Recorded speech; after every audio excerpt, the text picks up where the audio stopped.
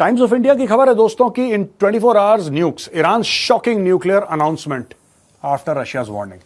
वहां पे रूस ने बोला कि हम न्यूक्लियर वेपन फायर कर देंगे। यहां पे ईरान कहता है कि साहब है हमारे पास भी, और हमें सिर्फ 24 घंटे लगने हैं अपना वेपन तैयार। बेसिकली क्या है, कुछ ये 24 घंटे का चक्कर नहीं है। एक देखिए, एक तो न्यूक्लियर वॉरहेड होता है, और न्यूक्लियर वॉरहेड को आपको एक कैरियर चाहिए। वो कैरियर हवाई जहाज हो सकता है, वो शिप हो सकता है, या वो मिसाइल हो सकती है, कुछ भी हो सकता है। आपको बेसिकली डिलीवरी सिस्टम चाहिए ना कोई।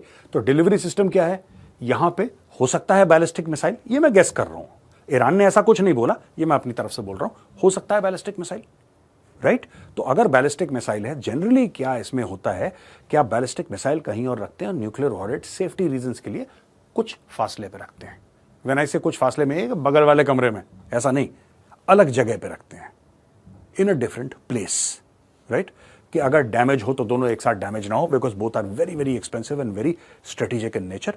ये कह रहे हैं 24 घंटे, यानी कि ईरान ये कहना चाहता है, मुझे ये मेरा इंटरप्रिटेशन है, ये मैं कह रहा हूं अपनी तरफ से। ईरान ये कहना चाह रहा है यहां पे कि साहब देखिए, हमारे पास न्यूक्लियर केपेबल बैलिस्टिक मिसाइल है, 24 घंटे के अंदर हम लॉन्च कर सकते हैं, कहीं से लाएंगे, फिट करेंगे, गो, राइट। मोहम्मद जवाद अल, ये देखिए साहब, इसका पूरा नाम भी मैं आपको बता देता हूं, मोहम्मद जवाद लरिजानी, ये सुप्रीम लीडर आयतुल्लाह अल खमेनी का बड़ा क्लोज है, जिसके बारे में हम बता रहे थे आपको, शायद कोमा में है, शायद नहीं है, क्या है इसकी स्टोरी। तो कह रहे थे कि ईरान को develop military nuclear capabilities just with in 1 day. वो कुछ नहीं डेवलप्ड है इनके पास, इसलिए कह रहे हैं कि कहीं से फिट करोगे, कहीं से इसको बैलिस्टिक मिसाइल में डाल के गो कर दोगे, that is what it is. Larijani, who is also director of the institute of basic sciences of Iran, criticize western nation stating that some countries are barking up the wrong tree. अच्छा, ये सारी की सारी चीजें हैं। अब मामला गर्म हो रहा है। ये मामला क्यों गर्म हो रहा है दोस्तों? ये मामला इसलिए, ये मामला पहले गर्म नहीं था इतना। ये न्यूक्लियर की ओपन थ्रेट रशिया धीरे धीरे बोलता था, लेकिन खुल के कभी नहीं बोला है। क्यों हो रहा है? ये इसीलिए हो रहा है क्योंकि डोनाल्ड ट्रंप जो है अब राष्ट्रपति बनने वाला है, और लोगों को पता है कि जिस दिन वो राष्ट्रपति बनेगा वो सब कुछ रोक देगा, वो सब कुछ रोक देगा। भाई, सबसे ज्यादा पैसे यूक्रेन को कौन दे रहा है? Who is funding Ukraine? It is America. European countries भी दे रही हैं, ऐसी बात नहीं कि they are not paying, but maximum पैसा कौन दे रहा है? अमेरिका। अगर वो बंद कर देता है डोनाल्ड ट्रंप आते ही, जो डोनाल्ड ट्रंप कहेगा कि हम बंद कर देंगे, तो फिर यूक्रेन लड़ेगा कैसे? 2-4-5 महीने लड़ ले, उसके बाद तो नहीं लड़ पाएगा। इसीलिए रूस ये जानता है कि ये लड़ाई खत्म होने को आई है। रूस को पता है कि ये जो लड़ाई है 2025 में खत्म हो जाएगी। Russia knows this very well. अब रशिया को यह पता है कि जिस दिन लड़ाई खत्म होगी, और ट्रंप ये भी कह रहा है कि ठीक है, जो आपने जमीन घेर ली, आपने वो जमीन घेर ली। ट्रंप ये कह रहा है कि रूस को वो जमीन यूक्रेन की हथियाई हुई वापस नहीं देनी है। यानी कि सिंपल सी बात है कि बॉस, उसके बैठने से पहले कुर्सी पे, ट्रंप के, तुम जितनी जमीन चाहो घेर लो, जितना घेर लोगे, जिस दिन वहां पे सीज फायर होगा तो वो तुम्हारी हो जाएगी। That is Russia strategy. Ukraine भी यही करने की कोशिश कर रहा है। अब दोस्तों, ये क्यों कर रहा है ईरान ऐसा?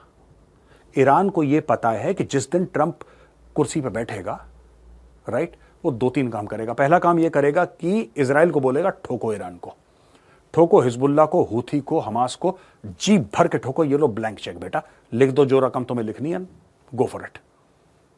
दूसरी चीज ये है कि उसने फिर से एब्राहम अकॉर्ड्स को जिंदा करना है। भाई, ट्रंप का बहुत बड़ा योगदान मिडिल ईस्ट की पीस को यही था, एब्राहम अकॉर्ड्स, जिसकी वजह से चाइना पिनक गया, जिसकी वजह से ईरान पिनक गया, और 7 अक्टूबर का अटैक हो गया। भाई, जड़ तो वही है। एब्राहम अकॉर्ड्स क्या है?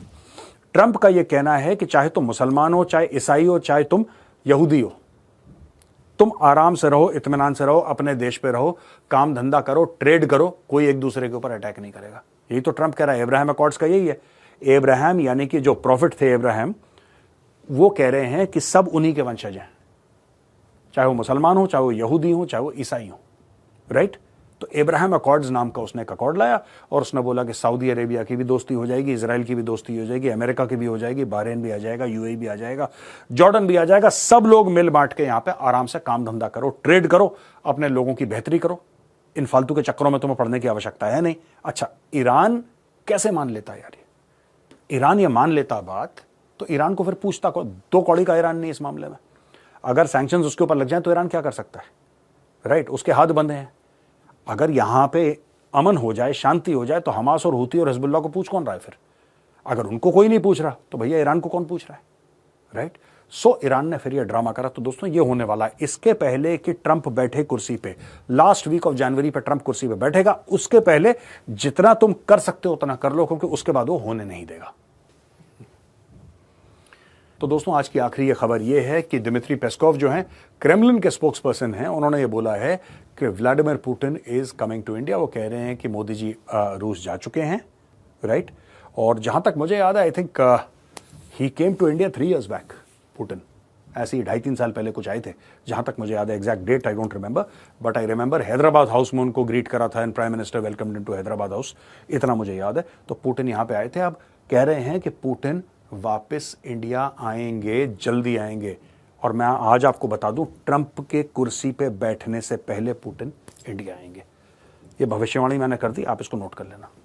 ये जो कह रहे हैं ना कि finalized date yet to be finalized, Peskov also emphasized Russia's non-interference in India's relation with China and highlighted India's sovereignty amongst US pressure, particularly on financial dealings. He criticized such pressure as an attempt at a new colonial system. ये सारे के सारे डायलॉगबाजी है, ये आप छोड़ दीजिए। ये सारी की सारी डायलॉगबाजी है, इग्नोर करिए। आपको सिर्फ एक बात जाननी है इसमें कि president Vladimir Putin upcoming visit to India, और ये upcoming visit to India Putin की दोस्तों ये ट्रंप के कुर्सी पे बैठने से पहले हो जाएगी।